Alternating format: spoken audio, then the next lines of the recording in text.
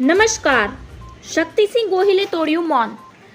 મોદી સરકારના ત્રીજા કાર્યકાળનું બજેટ રજૂ થયું છે. આ સાથે જ બજેટ પર અલગ અલગ તર્ક પણ થઈ રહ્યા છે. ત્યારે હવે ગુજરાત કોંગ્રેસના નેતાઓએ બજેટને લઈને કેન્દ્ર સરકાર પર આકરા પ્રહારો કર્યા છે. શક્તિસિંહ ગોહિલે જણાવ્યું કે મંદીથી મુશ્કેલીઓથી લડી રહેલા દેશવાસીઓ માટે કોઈ રાહતની વાત આવશે, પરંતુ આજનું બજેટ સંપૂર્ણ નિરાશાજનક રહ્યું છે. તેમણે વધુમાં કહ્યું કે આ બજેટમાં ગુજરાતીઓ માટે તો જરા પણ જાહેરાત છે, રાહતની વાત પણ નથી થઈ. આ બજેટમાં શબ્દોની સજાવટ સાથે બિહાર અને થોડી ઓરિસ્સા તેમજ આંધ્રપ્રદેશ માટે જાહેરાત થઈ છે. આ બજેટમાં ખેડૂતો માટે કોઈ જ રાહત નથી, તેમજ ગરીબી અને મધ્યમ વર્ગના લોકો માટે જ કોઈ રાહત નથી.